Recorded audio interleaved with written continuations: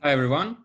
Today is the first issue of our new YouTube channel Conscious Life, and our first guest is Dima Syrotkin, founder of Panda Training. Hi Dima. Hi, thanks for having me.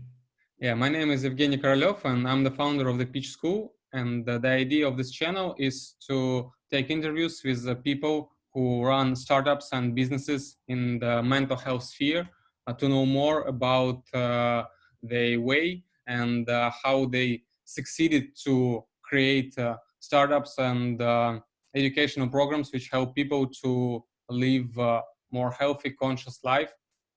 And Dima, the first question to you is about the Panda Training. Please tell us briefly about the product. What do you do? Whom do you work with? So that our listeners can understand what is your profession. Sure.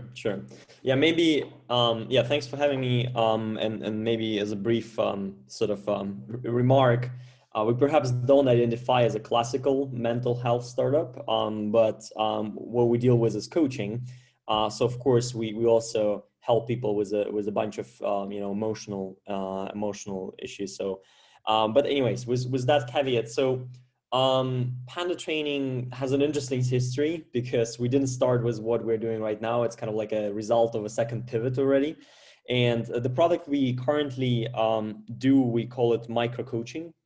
And the idea is simply democratize coaching. So what we say is that we make coaching 10 times cheaper. And that's obviously sort of like a marketing slogan. Like I think on average, it's like 5 to 50 times cheaper, depending on the level of automation. And so what I mean, depending on the level of automation, we do democratize coaching in two ways. One is where we have a human expert, human coach, but everything happens via text. So instead of doing coaching via call or via face-to-face meeting, you do everything via Slack or Teams or any other similar sort of instant messaging software. And that allows coaching become less emotionally involved to the coach, and they can, they don't burn out as quickly, and they can manage a lot more people. So our coach can work per week with 50 people at the same time, in comparison to like traditional people, traditional approaches, they do maybe 10, 20 max. So that's one. But then we went further and we said, well, certain parts of coaching are sort of exercises and they're static. So you can actually pre-program them, and you could have a chatbot that complements the human coach. And so currently we're experimenting with a hybrid approach where you would have one human session per month and then 3 chatbot sort of exercises where the chatbot reaches out to you and says, hey, there's this exercise that I'm going to run you through this, goal setting or whatever it is, go for it. And that kind of like allows us to combine the best of both worlds. So you lower the price 4 times more because you decrease the amount of like human coaching from 4 per month to only 1. But at the same time, you still keep the content, which is the chatbot, and you still can go deep. You still have that one session where, if the chatbot is not relevant enough, you can always go deeper. And then finally, we also are experimenting with a couple of banks, like planning right now to pilot a full automation, full chatbot. So kind of like where there's no human involved at all. We are not sure if that would work long term. So we're currently still placing our bets more on the hybrid, because it kind of like, as I said, the best of both worlds. But the full automation is obviously also really interesting for people because you can scale it to like thousands of people at like a marginal cost, because once you create the content, scaling costs almost nothing. And but it obviously has a couple of problems, like relevance. So is this actually always relevant for the people? And then of course commitment. So if they know there's no human being, it's really easy to be like, oh, I set that goal, but maybe I'm not going to do it. No one is going to punish me for it, because there's no one on that end. That no one is kind of going to judge you. And we work with, we're still early stage. So I think like this year we're planning around 100,000 euros in revenue. So like quite, small in relatively. Already, luckily, it's already sort of like a big bread and butter for all of us, the founders. We're definitely not rich, but already kind of like can sort of sustain ourselves with this. business. And we work with some big companies, so global brands like Universal Pictures, the film studio in Los Angeles, SAP, the software company. We worked with them in France, and now we worked with a couple of SMEs in Canada. And of course, a bunch of our clients are from Finland. So for those listeners who are from Finland, they might know them better. So Posti, it's a Finnish post office, 20,000 people. Then we worked with Kramo, another corporate. Rumble, I think they have like 40,000 people, if I'm not mistaken, worldwide. So a bunch of big companies. And then we also work with a couple of IT consulting firms. So again, Finns would know Futurice and Go4, quite sort of locally famous brands, although they are not big, like maybe 500 people or something like that. Yeah, so in a nutshell, yeah, one thing that I forgot to say is that doing coaching via text. So it's either a human coach on the other end and you do everything via chat, or it's a chat bot. Both ways it's via text. What it allows you to do is that you can collect a lot of qualitative data, essentially conversation history. And then we anonymize that and try to look for patterns and present a report to the client and say like, hey, these are your blind spots. This is what people are saying is a problem.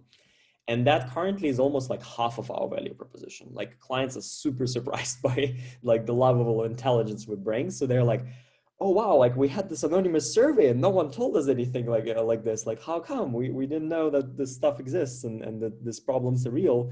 So it tends to be that there's a trust being built during the coaching process.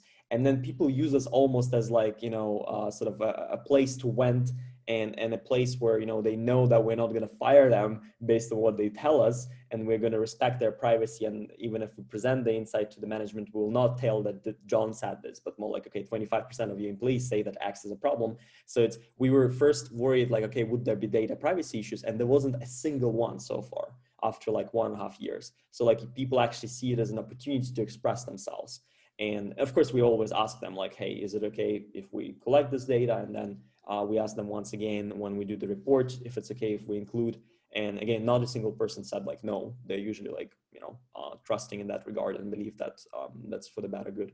So yeah, as a summary, maybe a bit complicated, but also kind of simple. I don't know. As said, so micro coaching, and then we either do utilizing the chatbots, we're using the data that we collect through that process. And we help companies with sort of problems related to change management. So, any kind of transformation, digital transformation, and then general people development. So remote work is one of the things that is coming up right now. But, following up on training programs. So yeah, that's would be in a nutshell. Okay, this is great. So the few things I want to mention is, as I understand what you do about this kind of survey, in HR, they call it 360 degrees survey, like when you ask your colleagues or other employees to give a feedback, and then you analyze it, and it's much better than when you analyze yourself personally. Then, as I've got, you have some really famous companies like Universal and SAP are worldwide famous, and it's cool that you could reach them, and they work on the effectiveness and mental health of their employees. And I clearly understood that this approach is beneficial for the coach because he doesn't burn out and he can work with more clients.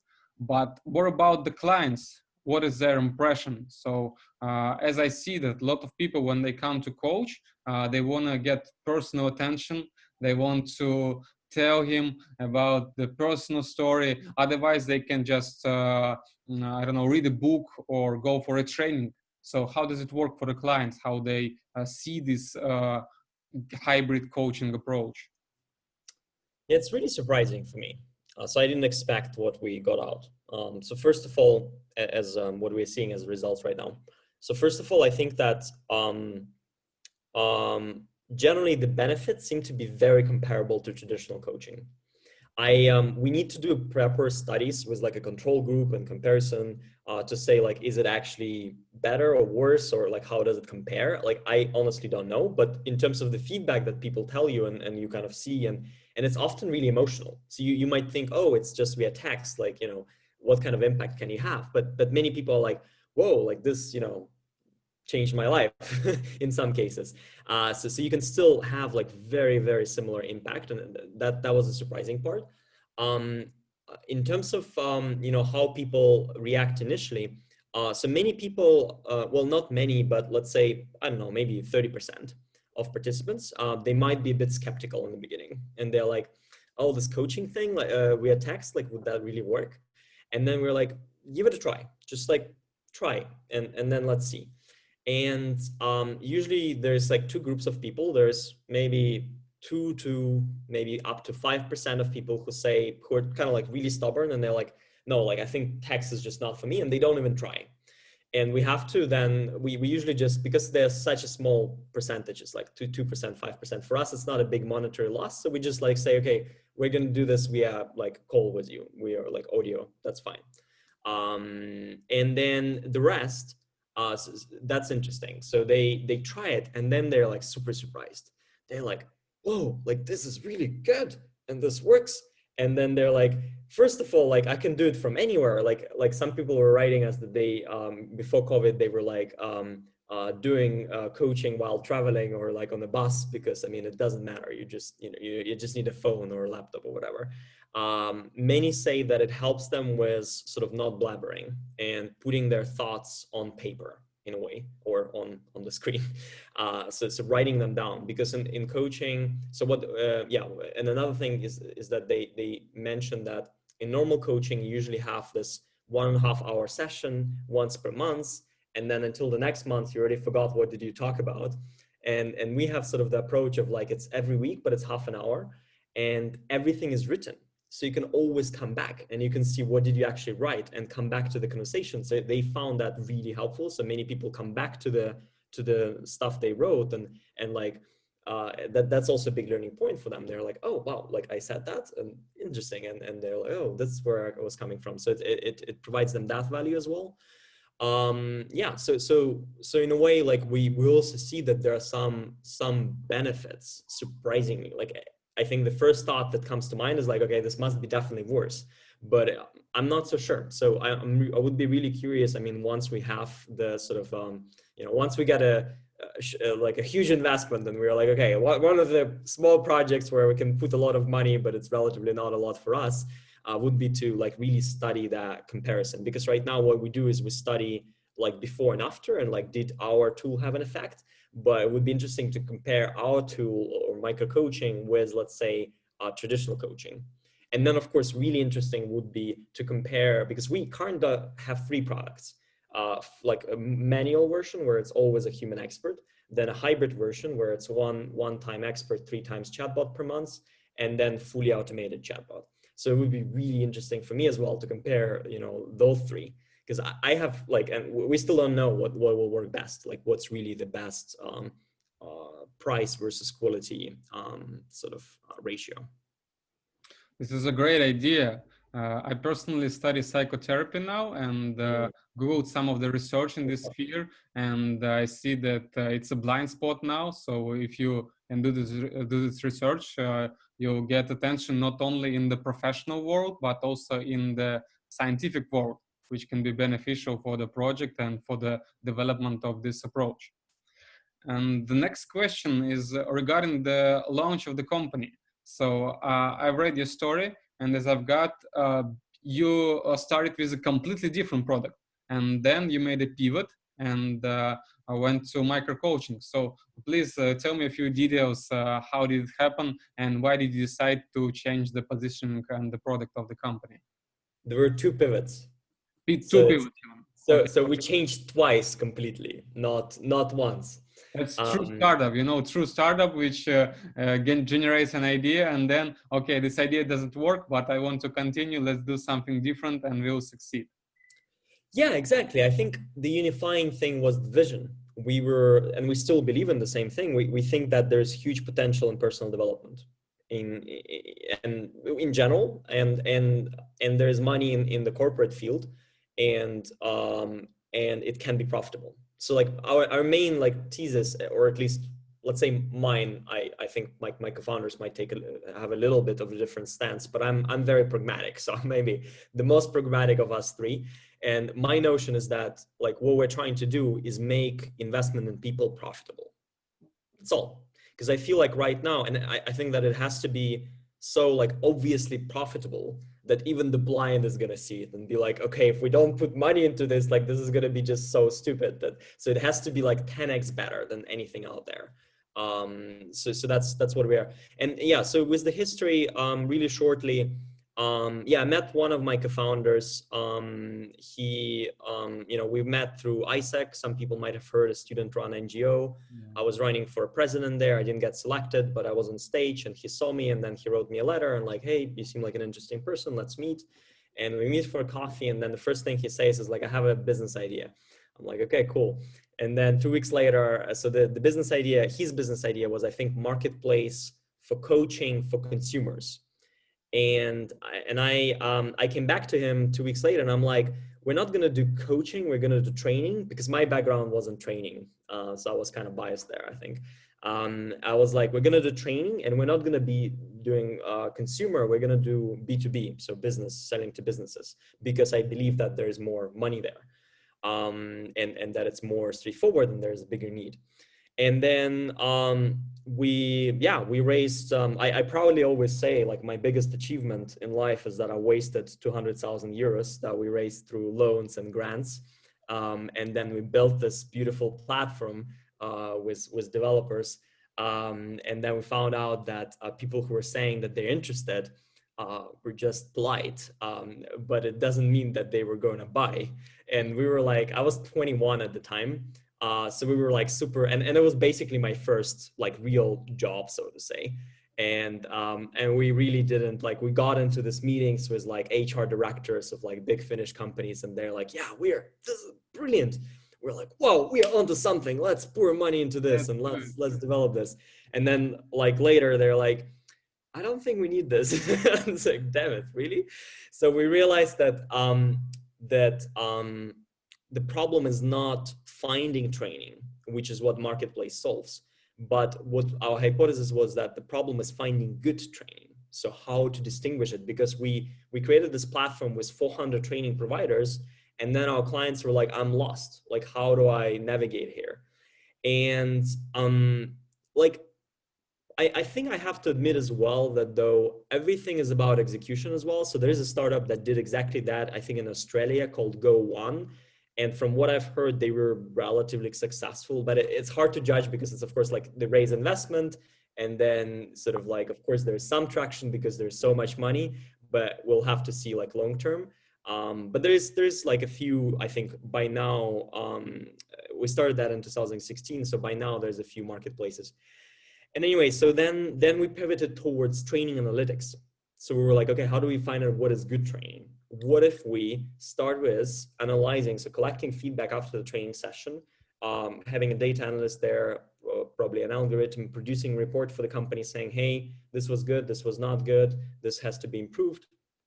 And there were a number of challenges, but ultimately we realized that there was a lot more traction. I mean, we sold a lot more, but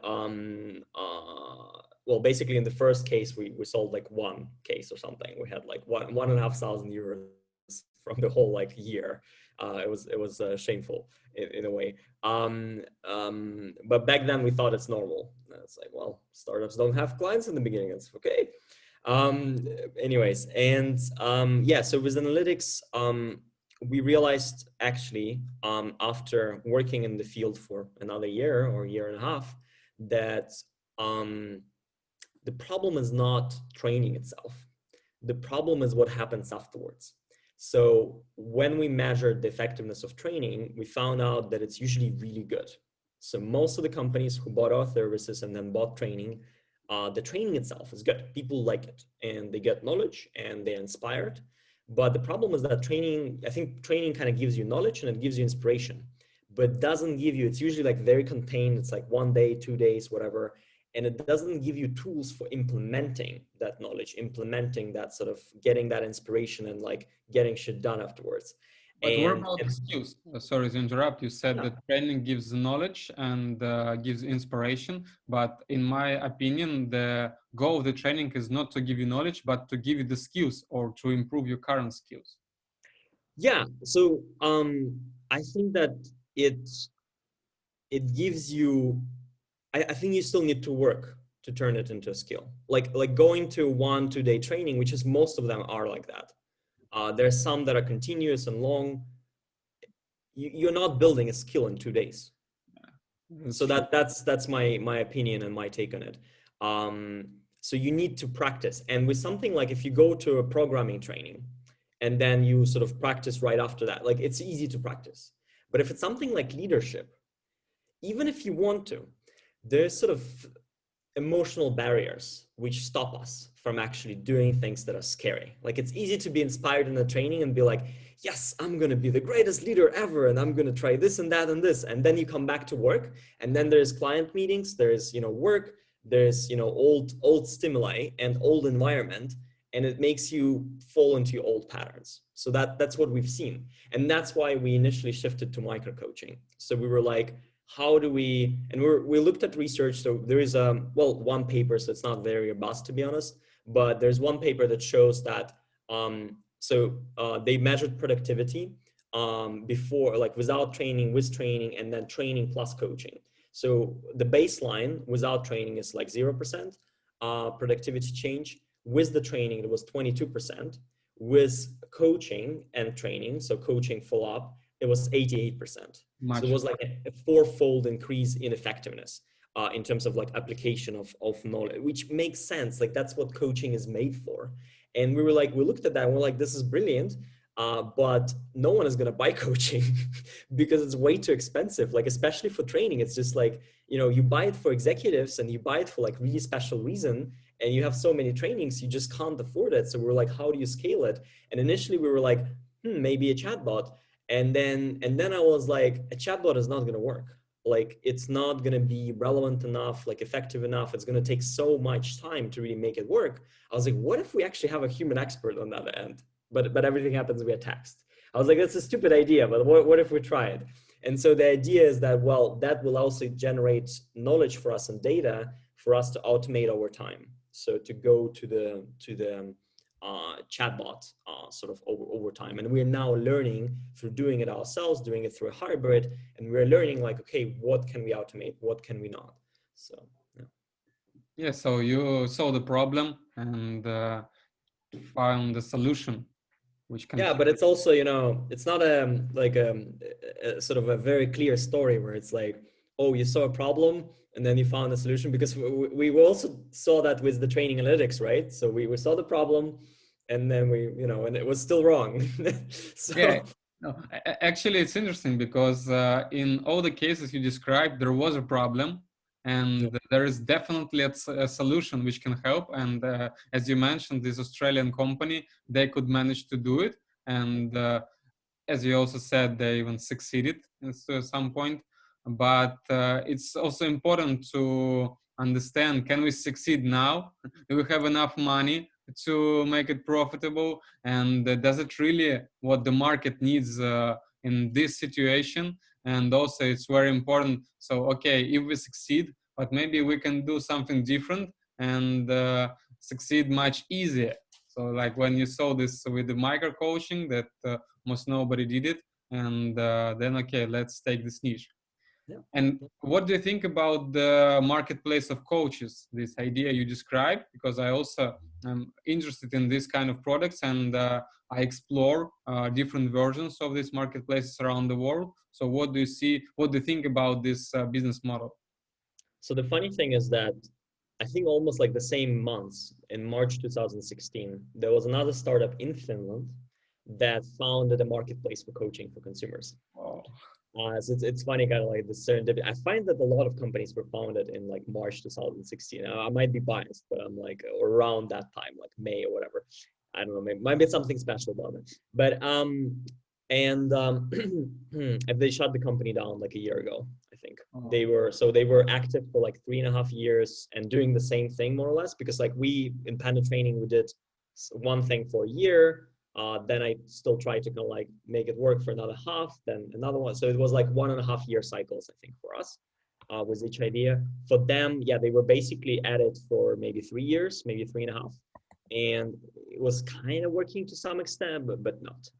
So they raised investment as well, more like seed, so not much as far as I know, like maybe 100K to 100K. I know the founder. I've met him several times. Really nice guy. But yeah, like a year ago, they had to call it in and say, this is not working. We're going, like, shutting down the company, and sorry, everyone. So, and I, I mean, again, yeah, right. Everything is execution, but it's the question is like, is that a problem? So is it really solving a problem?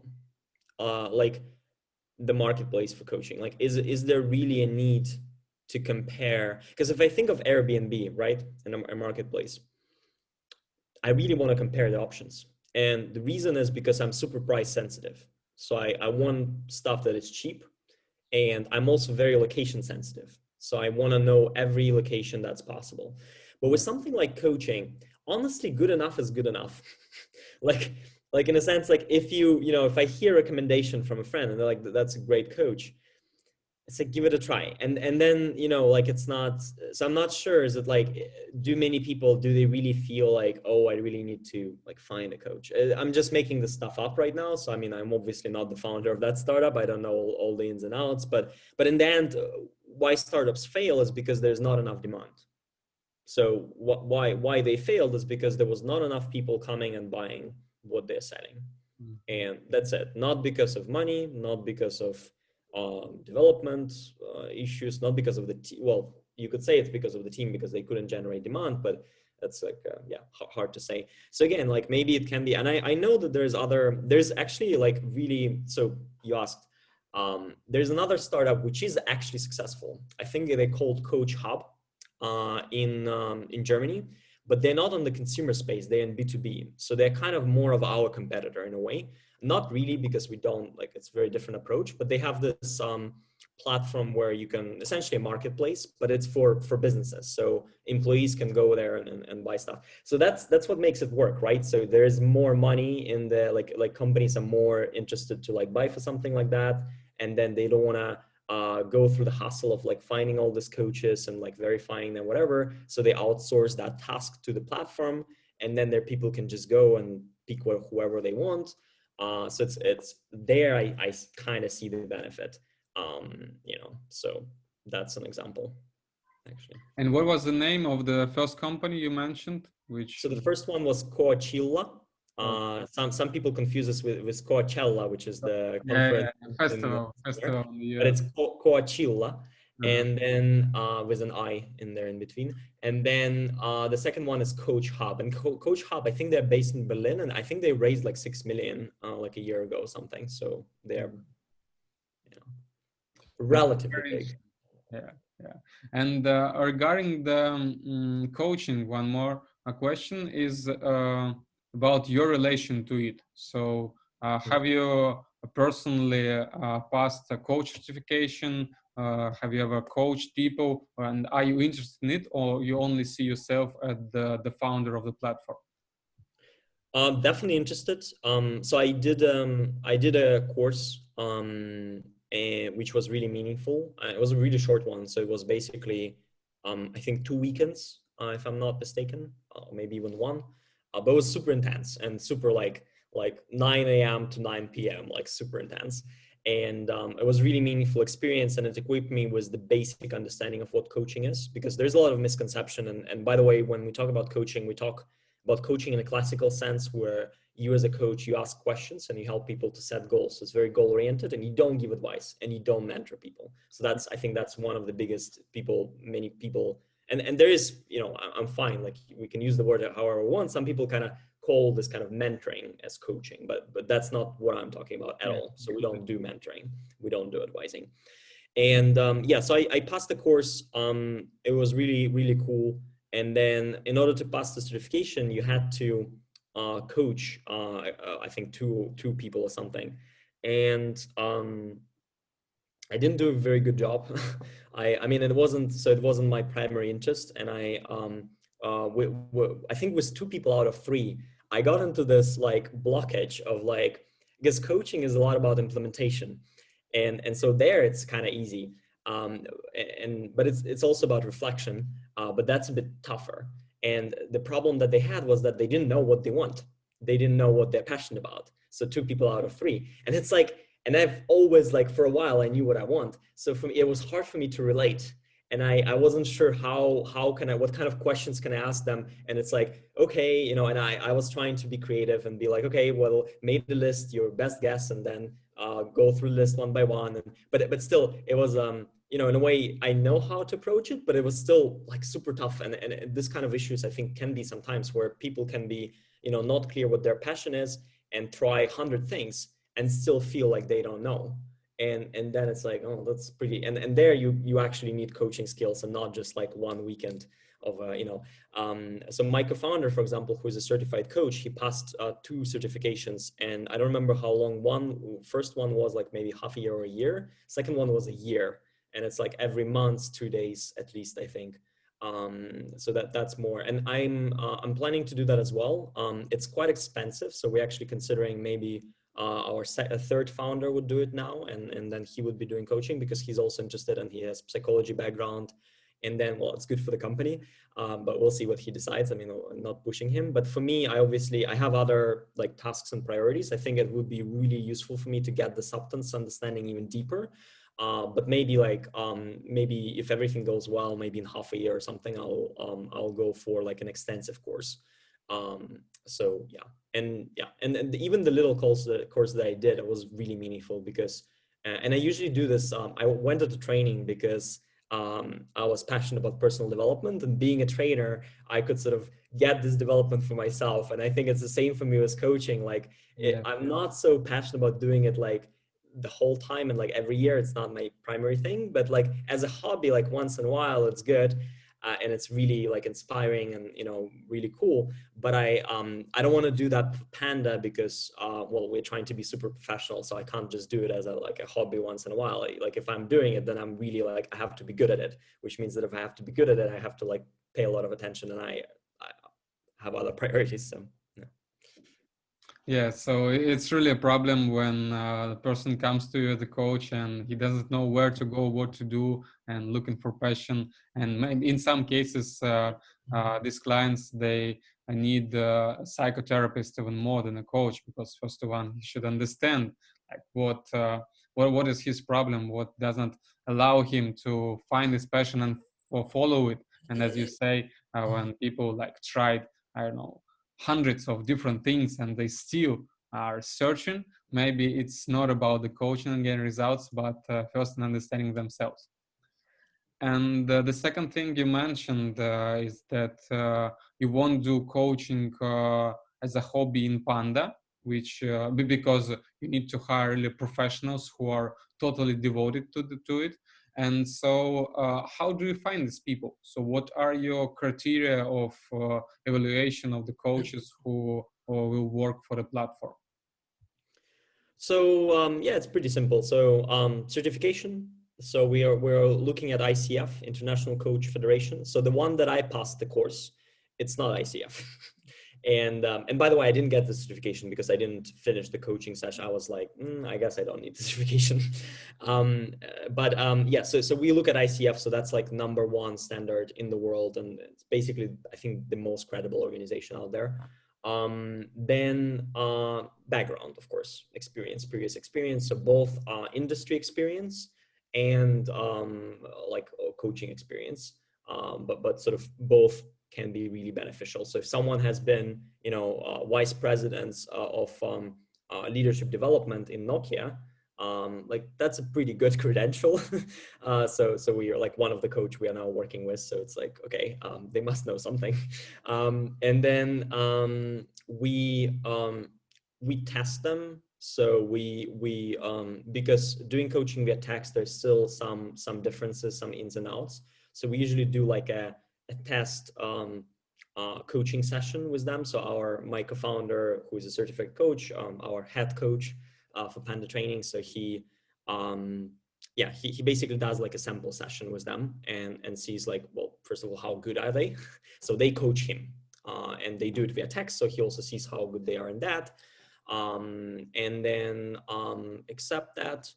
Um, mm, mm, mm, mm, mm. Yeah, I think these are the main things. So, and of course, like we do an interview and we, yeah, so talk to them as well. So it's, yeah, certification, background, interview, and then an actual like test of the skills.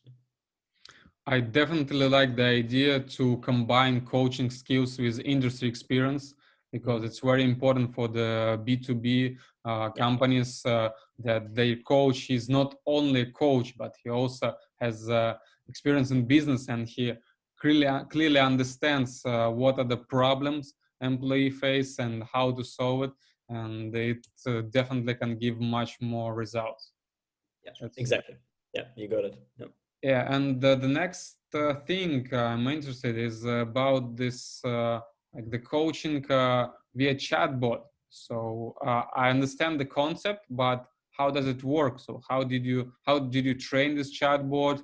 Do these coaches give some answers to it, or how does it happen? So after two failed startups, I'm becoming more and more pragmatic. And when people talk about AI, I'm like, let's start with something dumber, but something that still works. It's not about the technology, it's about the value. So currently, our chatbot is fully rule-based, so-called. So it's just a decision tree, it's just an algorithm. And we are currently building an NLP feature, like starting slowly. But we start with like really dumb version of it because you can test that stuff without anything fancy. Like if this works, then the NLP would for sure work. So how it works is that in coaching, like I think this is actually beautiful. It's actually a beautiful use case for automation, because something like mentoring or advising, you have to actually give input to people, and you have to like give them an advice. But with coaching, in a way, you actually are more like asking questions, and you're guiding them and you're helping them to set goals, and you're providing some frameworks. So for example, if they say, well, I'm struggling with time management, the chatbot is like, hey, so I have this few exercises, and then let's say one of them is Eisenhower matrix. So it helps people to divide their tasks according to how urgent or important they are. And it's like super simple, but it's a framework, and then it runs you through questions through that framework. So that's how I think about it. So it's not the same chatbot as you can see in like customer service and banking, where it's like supposed to give you some answers and people hate it because it never works. It's It can terrible. actually be, a lot more relevant. And the way you make it relevant is um, first of all, it asks you questions, it gives you frameworks, it doesn't give you answers. And that's why like it's harder to be not relevant, because the content comes from the person. You're just asking what's your goal. You're not pushing them in any direction. You're not putting them in any square hole. Um, and at the same time, you can also have like buttons there. So if you've seen with chatbots and like Teams or Slack, they can have this sort of quick replies, they call them. So buttons which suggest like what the user can say if they want to. Mhm. And so that also allows you to give people options. So in e-learning, you're usually stuck to a screen and you're like, okay, I'm watching this lecture. And then there's a video and you have to go through the whole video. But with the chatbot, what you can do is that you can say, so the NLP feature we're working on right now is that the person will say, so the chatbot will ask like, okay, what's the challenge? Or what are you up to this week? What's going on? And then the person would write something like, oh, well, really had a conflict with my wife at home, so I can't stop thinking about that. And then the chatbot could be like, okay, it could be work-life balance, or it could be relationship issues. And then it would offer like sort of exercises for those topics and say like, pick which one is relevant for you. Here's 5. So it's like the person already has at least 5 ways to go. So it's quite limited, but still. And so the NLP part would be quite small, at least in the beginning. That's our idea for like where you put AI there. It's just that if we have 50 exercises, the AI just narrows it down to 5. But that's all. There's no big magic out there. It's just clustering algorithms. So it takes the data, like the text, and then it says, based on the keywords and everything, like what could I, put it into, and then it learns over time. So we could sort of have a feedback loop. So if if every time they mention wife and then you suggest them work-life balance or relationship, and then they every time click a relationship, then you're like, okay, there's like a strong correlation there. So it's like, yeah, that's the idea. Yeah, that's a pragmatic approach I support, because a few years ago I went to AI One conference, and we discussed with the people working in this sphere. So how does it work, and what are the results they can give. And most of them commented that what is now called an AI is really not an AI. It's just people want to call it this way because of the hype, and because they attract more attention and investors' money and so on. But real AI projects are only started to being developed, and maybe you'll see them, I don't know, in 10 years or somewhere else. And if you It will want come. to Yeah, use some it's not benefit. complete bullshit. It will come, but you need to start with the business value. Yes, And then exactly. once you have the business value, then you can build the features on top. So Yeah. So like what you did, you took one of the features and implemented it, and it works, and it's much better than when you try to do something like Magic Leap, which is yeah, definitely a great idea, but the execution is just not now, not yeah. now. And regarding the metrics, so you mentioned that you collect the data about the employees, and then you make a survey about their strong and weak sides. So can you tell? Oh. No, it's So not. first correction, we don't collect data about employees. You So don't there's collect it. no personal data collection whatsoever. We collect conversation history. So when the coach talks to the person, everything is written, right? So that Yeah. is the data. Uh-huh. Not, we don't collect the data that he's that much old. We don't collect the data about how old they are, what their skills are. We don't we don't send surveys. We generally hate surveys. So if we can avoid surveys, we try to do that. The only way we use surveys is to we do the benchmark before and after the case, and ideally we have a control group to see like what have been the results. But that's more or less the only way we use surveys. And I mean, if you do coaching, why do you need a survey?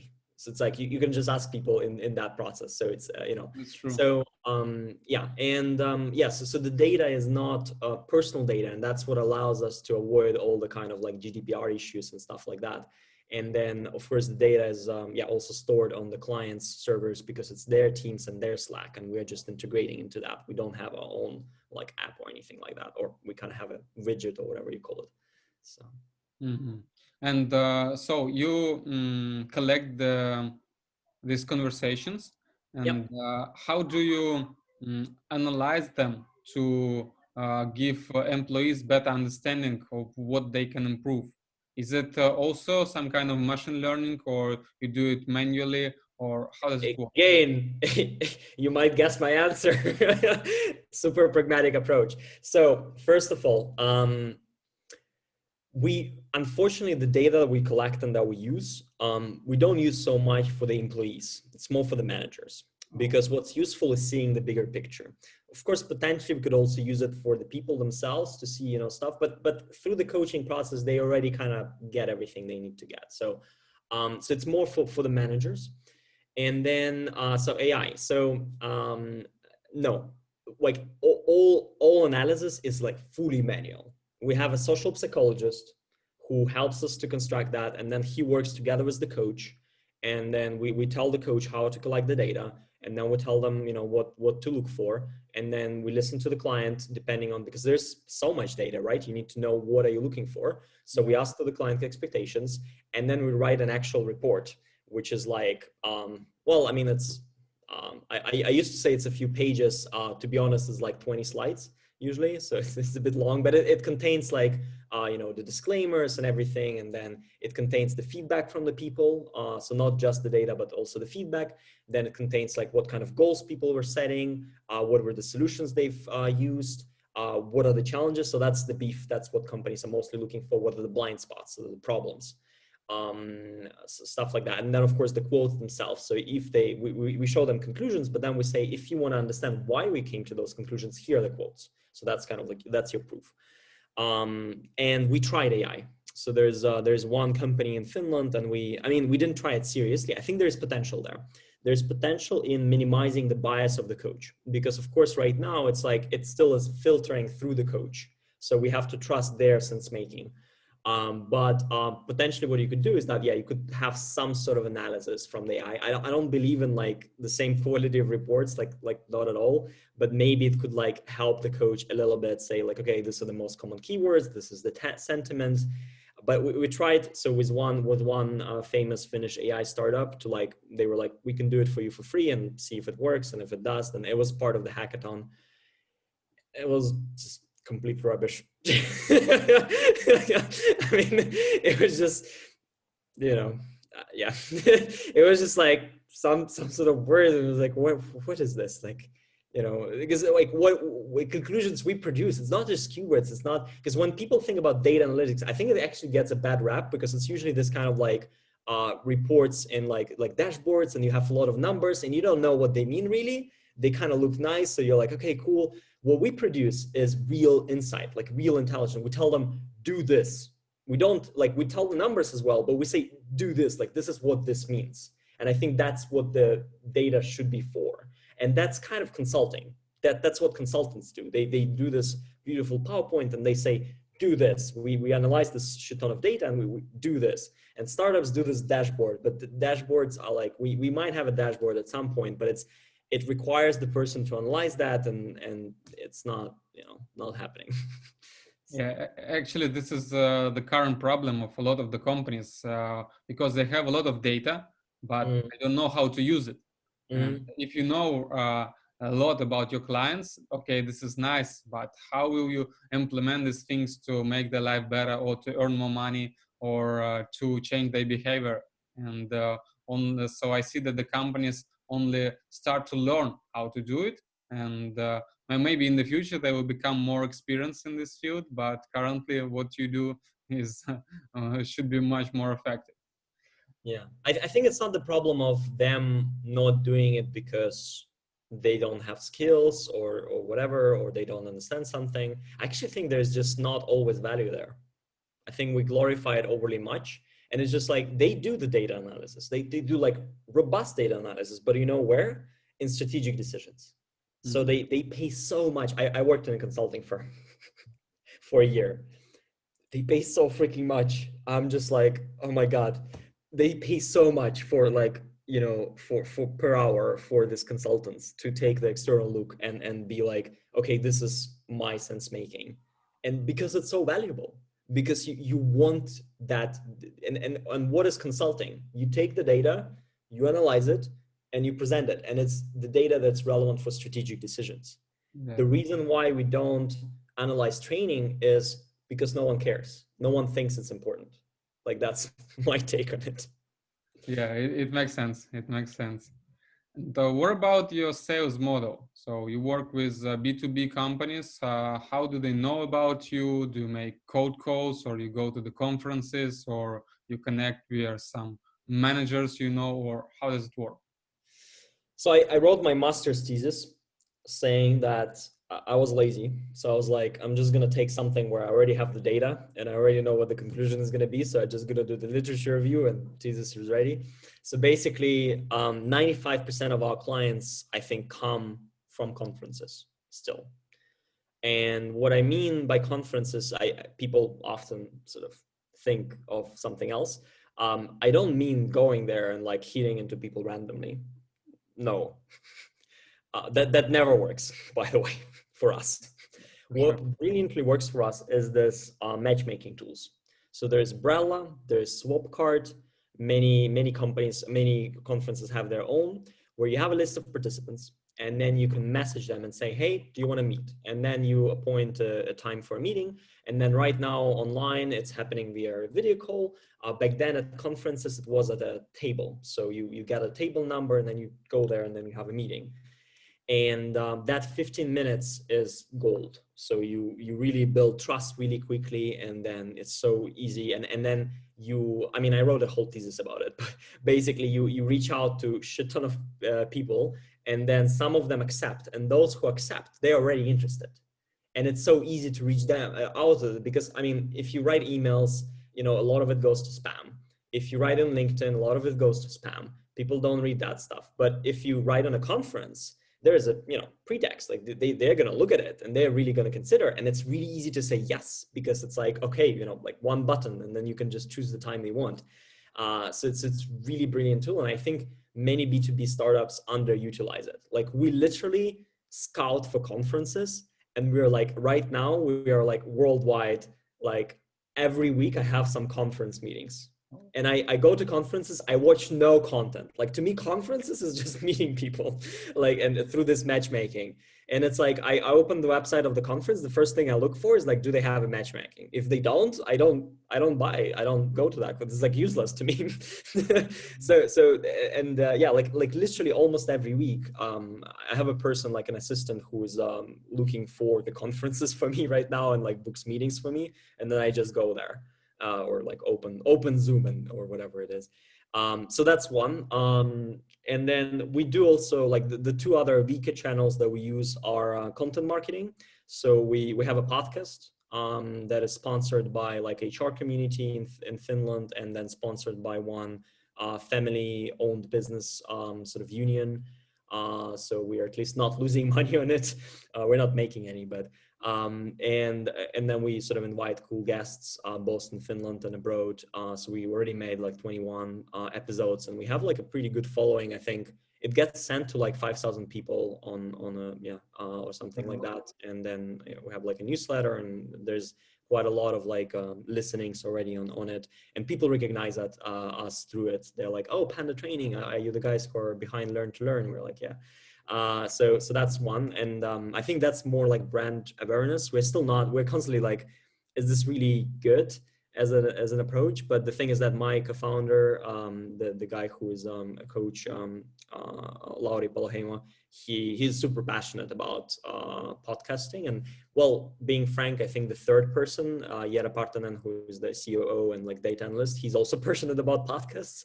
So they just love doing it. So, and I, as a CEO, I'm like, well, even if it doesn't bring us money, just do whatever you like. I mean, if you want to do podcasts, do podcasts. So it's like, I honestly don't know what's the return investment there. And then sometimes I write articles. So we started a blog just like recently, like a month ago or something.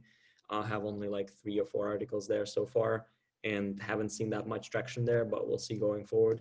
And then the final thing is, yeah, we do cold calls as well, or like cold outreach as well. It can be LinkedIn, can be email.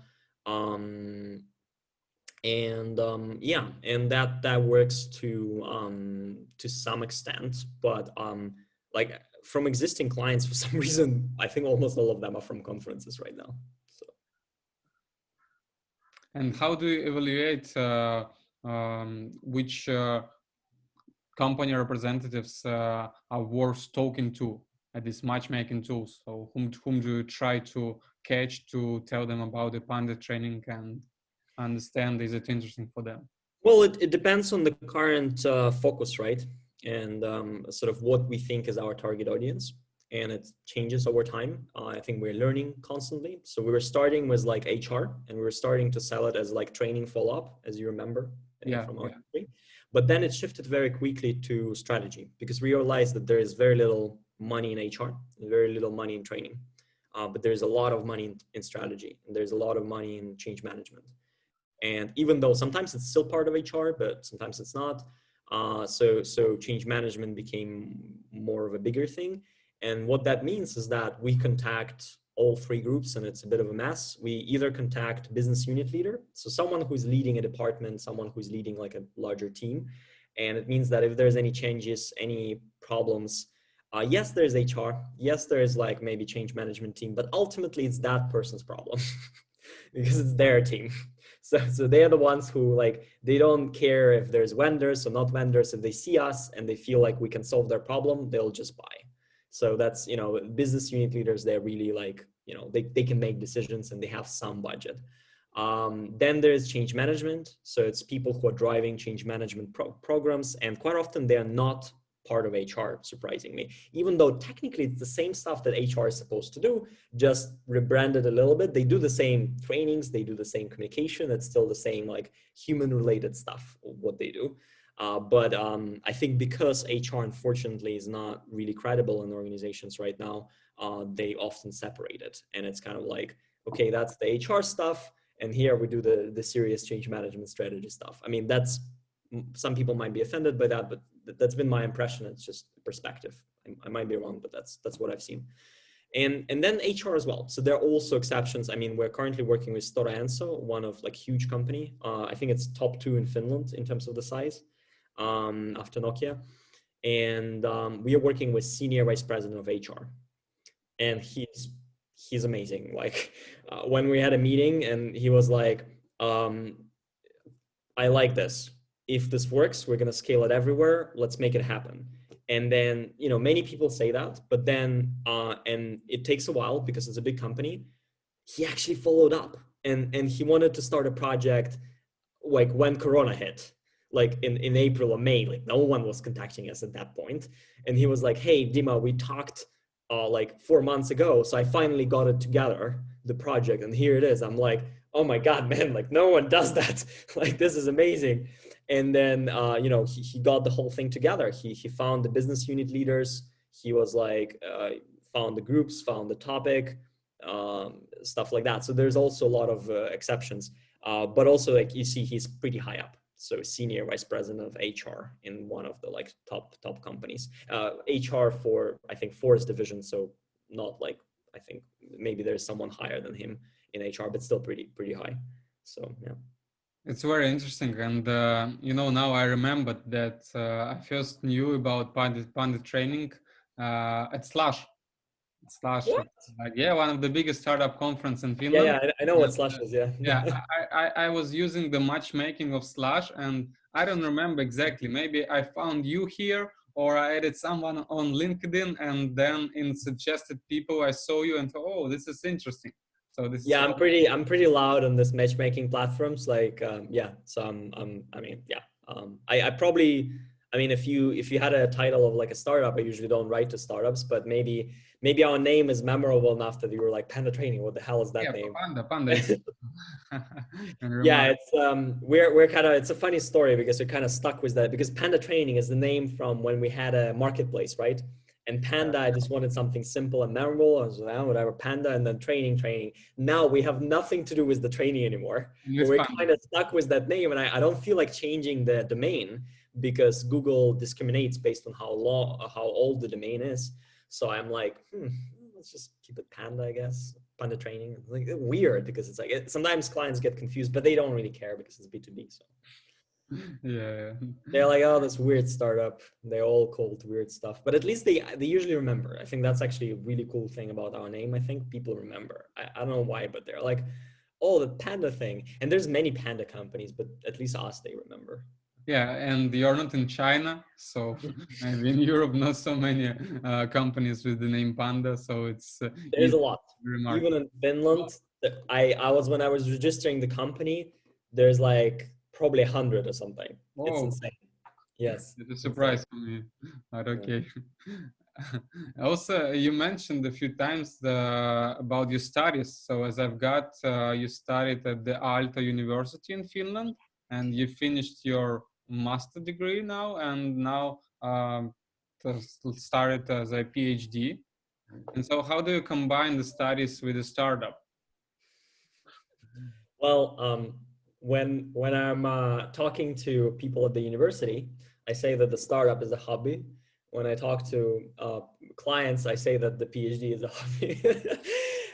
I mean, honestly, I'm a bit insane. So, I mean, in Finland, it's a bit of a taboo working hard or like working much. So Finns, the culture is like you work 9 to 5 on weekdays, and if you work beyond that, what are you doing? You're damaging yourself.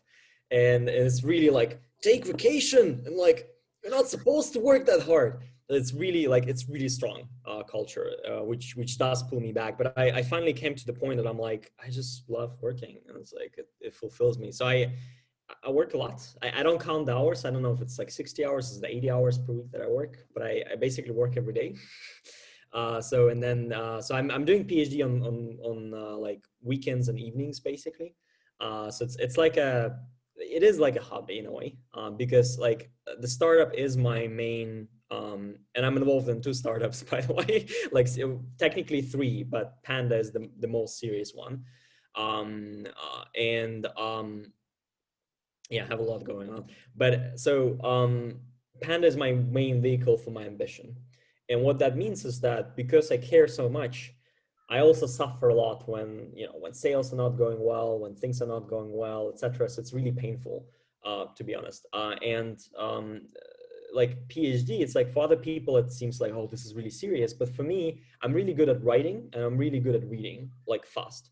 I can do these things fast, and good not in the sense that I'm like superb in what I write, but fast, and that's really helpful, obviously, in because a PhD is basically reading and writing, and well, and thinking, and um, and it's kind of like a relaxing time in some way, because it's like, okay, I've done this like sales, and even though I'm really talkative and maybe loud, I actually consider myself an introvert. I do like burn out from talks with people.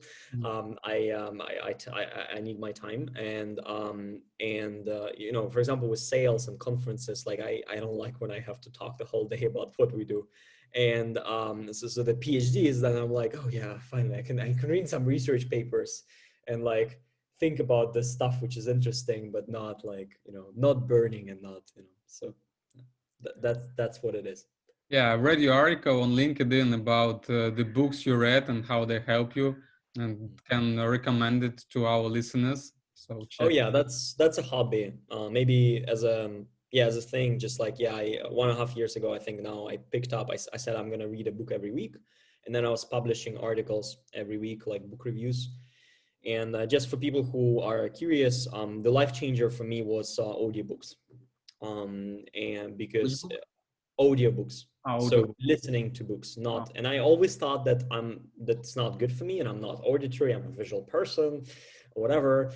And then I found out that you can speed things up there. So I was getting bored because it's too slow. But then I didn't know about that function. Like no one told me. But you can like 3x. You can make the speed 3x. So you basically speed it up. The author talks faster. It's amazing. When it's faster, it makes me concentrate more because I can't get distracted as easily. Because I need to keep attention if I don't want to lose the thought. And at the same time, it's a lot of information, so it's interesting because it's very dense. It's like a lot of stuff, like it's really packed because it's like 3 times, and I would never be able to read that fast. So it's great. And then, yeah, and then another thing is just drop books. If you don't like it, quit, and then on to the next one, because there's a lot of bad books and a lot of books that you might not like just because of who you are and where you are. And I think the problem is that we have this culture of like, if you picked up a book, you have to finish it. Bullshit. Just like drop it. Like if you're like after a page, or after like 25% in, you're like, I don't know, why am I reading this, and this is not, just drop it, take another one. There's interesting ones. Like it might take you 5 books to find the one that hooks you, but once you find it, you're gonna read it in like, in straight away, in a heartbeat. So yes. So last year I also read 52 books. So it's about one book per year, and that's love to read. So can definitely recommend to everyone to read more, because you can find an ideas which you could never meet in your everyday life. And for example, you mentioned Principles by Ray Dalio. It's great. really complicated for most of us to personally talk to Ray, but when you can read what he wrote in his book, you can at least touch his mind and understand how it works, and use it in your life to get more results. Yeah. And on reading, what really made me started is when I read a book, Poor Charlie's Almanac, which is by Charlie Munger, Warren Buffett's business partner. One of the best books I read.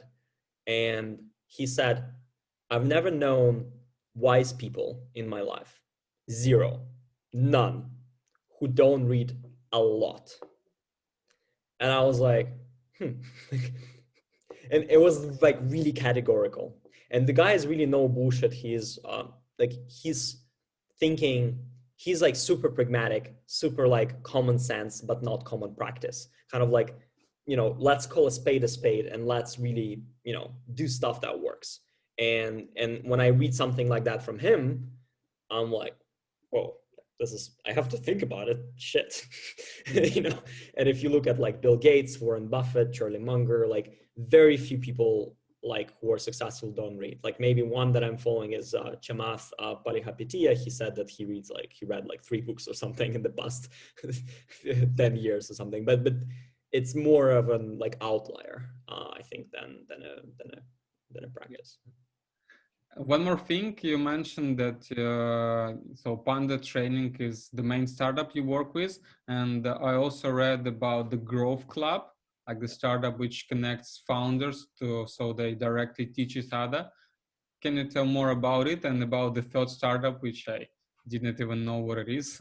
Yeah, I didn't publish it because I'm not officially engaged in it yet. I'm just advising, and like if it goes well, so the third one, I can start with that since I already started speaking about it.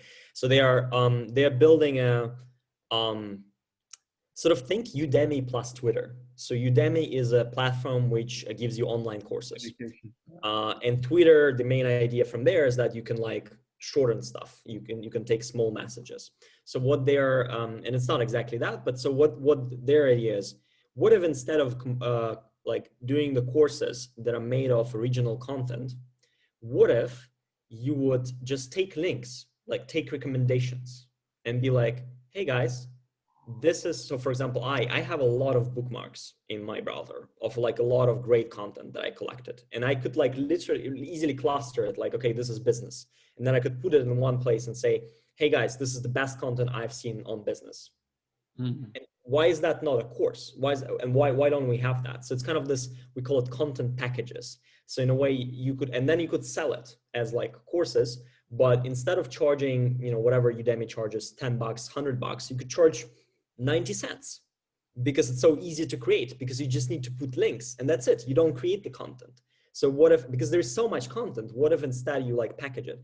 So currently it's called marblehub.co. It's already live. So we launched it once. I'm basically like an advisor, just sparring with the founder once in a while and giving her sort of my advice, and for some reason she listens to me. I don't know. And we launched it once on Product Hub, and it wasn't great.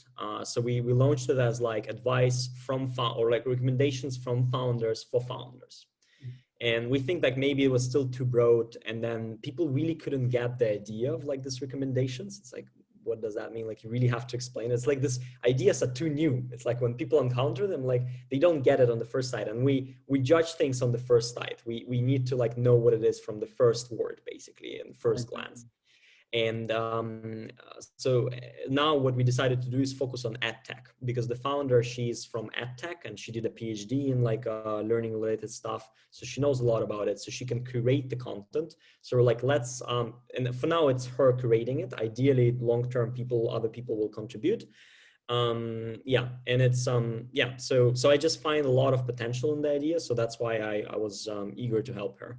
I rarely meet really great ideas, and I think it could be one of those, one that really has potential. So many people say, oh well, there's a lot of ideas, and I'm like, I don't actually come across many really good ideas. Like I don't like. And with Panda Training, for example, with micro coaching, there was one friend who was like, oh, like you're still working on this stuff, like is that really the best, like, but it's not really working that well, maybe you would have like a better idea. I'm like, no, this is literally the best idea I have. Like, there's no better idea that I have. Like if I would have, I would switch. But anyways, so that's one startup that's currently like, I'm not officially involved, like I don't have any equity or I don't get paid, so that's why, but if it works, then I would make an offer, and I think they would probably agree if I'm valuable. And then the second startup, yeah, Growth Club. So yeah, as you said, so it's we call it nowadays a peer-to-peer community for early stage startup founders with around like average 5,000 MRR. But of course, like my MRR right now is maybe closer to 20K. So it's like it really, it varies. And we have one person with like 60K MRR. So it's, and then we have a lot of people who have no revenue. So it's average. So the idea initially was, yeah, from coaching again, we're like, what if we connect the founders and they can coach each other, because the idea came from the founder, Maxim, who's a friend of mine. And he was like, I'm looking for a coach, but I can't afford one. So what about if we have a group of friends and we coach each other? So we actually started with that, and we were doing that for ourselves with a group of friends for free basically. And then I was like, Max, you need to monetize this. Like, I think this is great. I think this could be big. And like, if you're going to do it, I'm going to be there with you. I'm going to help you because I think this has a great potential. And the idea is like, you connect people who don't know each other before, and then you have some sort of structure. So initially we called it coaching, but we don't really call it coaching anymore because it's not really, but it's just nudging the conversation. So a small thing that I've used Lunch Club, which is basically our competitor, and they're more focused on networking, and they raised like 24 million in like a Series A like a month ago or something. It's like freaking huge. They just do the networking. There's no like facilitation of meetings. And I did a couple of those meetings, and the problem is that they tend to go into like get to know each other space and just like blah blah, kind of like that is not really useful, to be honest. But what we do is that we say, hey, talk about each other's goals and help each other achieve your goals. As simple as that. And what we do, so we have this call platform, right? But then we have on the right side like a panel where we can do anything there. So we can program whatever stuff. So it's like a small side of the screen that you can see. And there we just write that. And it's like that little prompt. And of course, we also like in the beginning, we always do the first session with the founder. And so people get this in the beginning. They're like, oh, so this is not about networking, like not just blah, blah, and I'm this and I do that, but it's about, I could ask these people for advice, and I could talk about my goals. I could talk about my struggles. So it's little things. And we're now developing the product further. So we opened the Slack community just last week, which is connected to it. And the idea is like one of the simple tools we have there is that you can set your goal. So after every conversation, ideally, we would want people to set a goal for themselves for next week. And so then that goal could be shared to the community automatically in Slack, where they announce like, hey guys, my goal for next week is whatever, 10K in sales. And then others could, comment on it and hey, I can help you, or hey, great idea. And then we have a lot of ideas on like just providing people tools for conversations. So for example, you could say, pick the type of conversation that you're interested in and give people ideas, because we notice that some type of conversations are more interesting than others. And we often go into this like sort of trap of feeling that, well, we have to like just go with the flow. But sometimes it's good to say, hey man, I actually like, do you mind if we do this a bit non-standard thing? Can you give me honest feedback on what I'm working on? And so just like, have like 4 types of conversation. And one of them is honest feedback. So you can say like, hey man, can you give me honest feedback? Because that was one of the things that we've heard from our people that was like super valuable for them, especially for like solo founders, because their spouses and their friends are not going to tell them like, this sucks and your LinkedIn profile looks super unprofessional. Like, what are you even thinking? And clients are not going to tell you that. Like, come on, it's great. Yeah, you do a great job. Continue to do it. Yeah. So for all the startup founders that are out there, check us out. So it's growthclub.online, and it is expensive. We were super shocked. So when we released it, that was, by the way, our breakthrough with Growth Club. Max, I need to give him all the credit. He was like, so we were charging $5, and then we were launching in Product Hunt. He's like, what if we put 50 there? I'm like, are you freaking insane? No one is going to pay $50 per month for like a service that connects you with other random people. And then we put it in there, and then there were like 3 people who paid from Product Hunt, like right away. We were like, holy shit, like this is more money than we've made in the past like 3 months with this €5 thing. And and we kind of stick with it. Some people are like asking us to lower it, but we really like that it's exclusive, that it gives us money to develop the service, and that it kind of acts as a filter that many people also like, because it feels high. So people who are not serious are not going in. So yeah, and we have discounts. So if you buy like 6 months at a time, then it's $40 per month.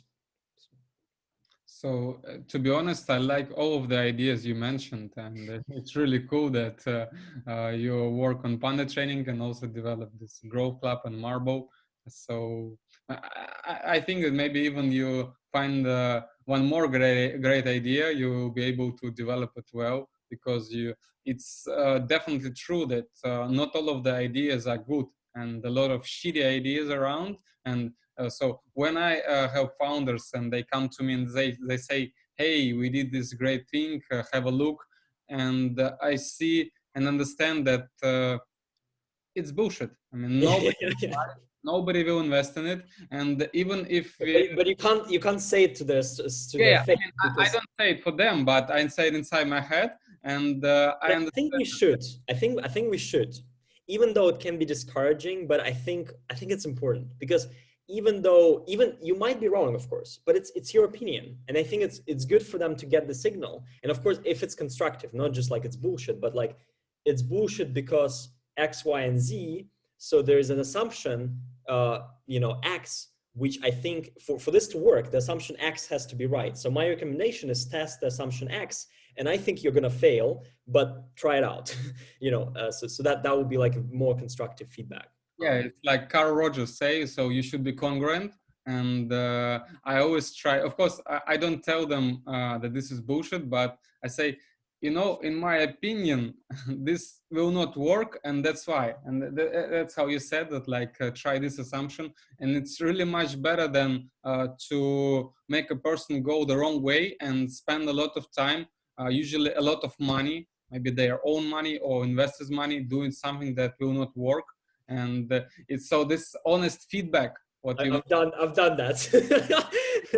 it's really um, and what is important is that we save time of the life for this person. And maybe if he won't spend I don't know 2 years doing something which won't work, he'll create another idea which will launch right now, and will bring him benefits, and it's better for the startup and for the clients who use it, for everyone.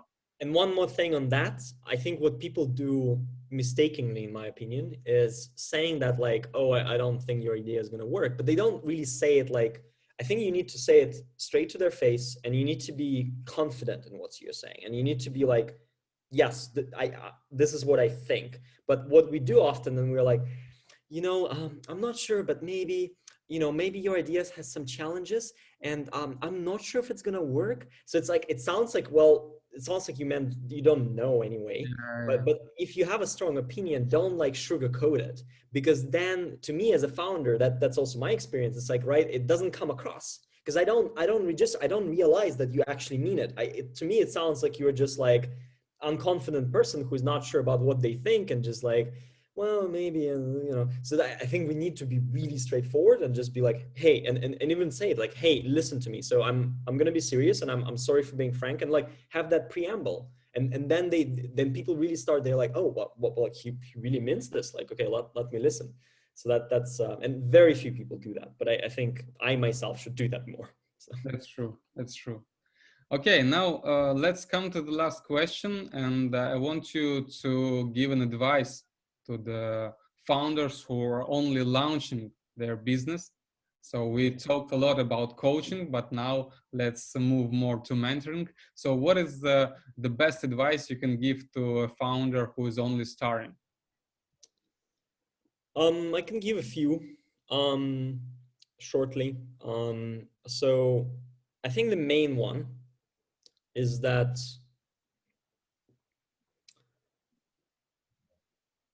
don't like raise investment unless you know that there is demand, that there's some sort of semblance of product market fit, and you are like very conscious of what you're doing there. Because what investment is useful for is when you have what one of my friends says, an engine, a business engine, and you know that I have the sales channels, this is my target audience, this is my offer.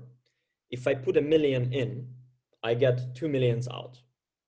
So you're like, super straightforward, get us 10 million, we will get 20. Cool, let's do it. But what most people do is like, we have this idea, it doesn't work, there's no demand. And by demand, I mean people coming to your door and saying, I want to buy this. Because when people say the interest is good, that it shows that there's interest. but it's not demand. The difference, I think, is interest. People are like, oh, maybe we could try that out. Maybe sounds like a cool idea. Demand is like, this is freaking crucial. Where can we sign right now? Because we need this for our business. And many people conflate the two. And so therefore, I like ideally, and it helps you to be bootstrapped until you figure out the demand. Because when you have the money, it's really easy to waste it. And that's exactly what we did. We like stupid stuff. Like we went to freaking New York because we were like, time to expand to America. We have interest. Finland is a small country. Let's go. And there's like no sales in summer in Finland because everyone on vacations is like, let's go to New York. That was a freaking bad idea. And it's you spend money differently. You start being like, oh well, we have 80,000 in our bank account. If we spend another like 1,000 on this, it's not gonna kill us. So let's try it out. And then it's like 1,000 here, 1,000 there, and it adds up. And then you're like, oh, like where did all the money evaporate? And it's really hard to control that. Like you could say that you will, but it's really like, you know, you shouldn't overestimate how rational you are. And that's sort of my take. And there's of course exceptions and stuff like that, but you need to know what you're doing. And if you don't, it's hell of a lot easier to figure it out, you know, either in your free time on the side of your like main job, or figure it out like combined with some consulting or whatever. But like but if you don't know what you're doing and then you're raising money, it often leads to bad outcomes, because it actually doesn't help you, because it gives you resources that also come with obligations. Because if you squander an opportunity, if you mace the money, it's really tough to come back, because then it's like, okay, we have this 20% on our equity that is like dead. It's like these people, you know, it's not just experience. And like we are lucky because we basically got a grant, and now we got a family and friends backed up loan. So it's basically, I could say it's like my co-founder's equity in a way. So it's like, you know, it's fine. But like if it would be an investor, then it's like, you know, it's not good. So that's my main thing. And like really related to that is don't hire. For as long as you can, don't hire people. When we started, so we raised money, and then what did we do? We got 14 people with the marketplace. 14 people. It's just insane. And I've never like led that big of a team before. I've like basically my first job. I mean, I'm confident and like overconfident, so it wasn't a problem in that regard. But it's again the problem of like, you are lost, you don't know what you're doing, like admit it, and you need to give directions to the people, because your employees are not going to be founders. They're going to be employees, most of them. They need direction, and you don't know what the direction is. So you need to really quickly iterate, and telling them what to do was taking for me at least more time than, you know, I would have done that stuff on my own and just done it in a more crude way. So again, it's about scaling, and you can't scale something that doesn't work. So yeah, that's my take. Great. I think this is a perfect finish of our conversation. And for those of you who already found the demand and found the product market fit and need help with creating a pitch presentation and connecting with investors, you can always come to us, to the pitch school, and we'll help with it.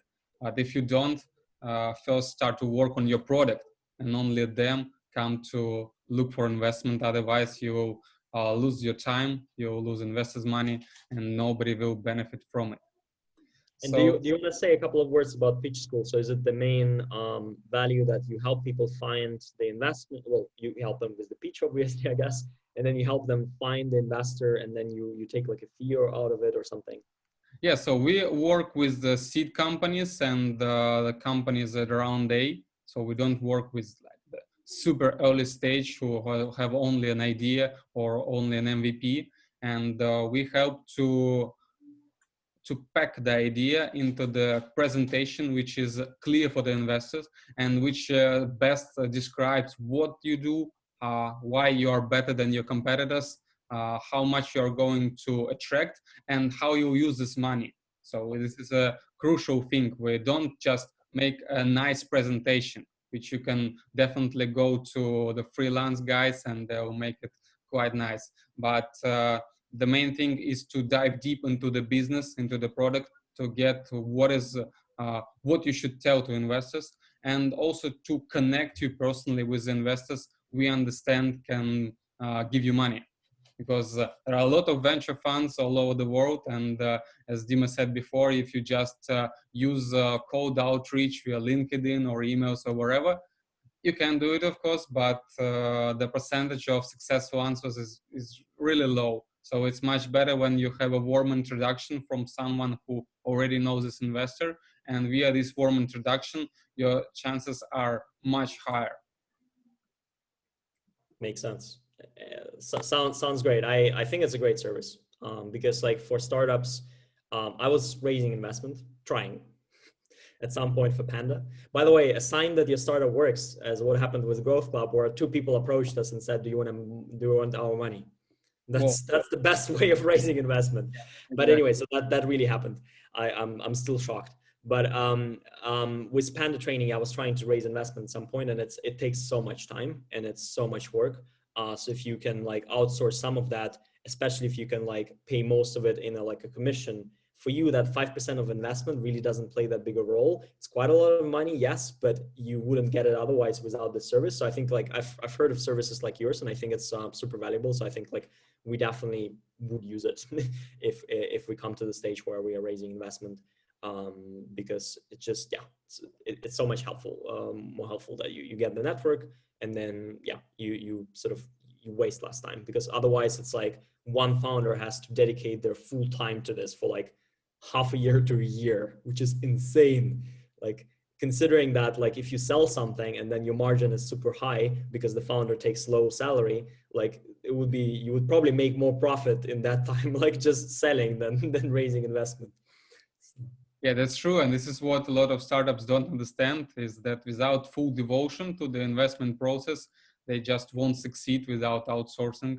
And so it's very important to understand it before you start attracting the venture capital, that yes, you have to spend a lot of time and you have to be fully devoted. Only in this case it will work. So great. Thanks again for Dima, the founder of Panda Training. For our listeners who also have mental health or edtech startups and would like to participate in our podcast, just write to me on LinkedIn, or we are other contacts, and I would be happy to talk to you and tell people about your business, because I think that it's important for other people to get more involved in this field and to know about really strong startups who do good things in these spheres and develop these spheres, help us to achieve more, to be healthier, to have a healthy mind, and we all together do this job. And I wanna show more people who do this job great. Thank you very much, and see you next time. Thank you.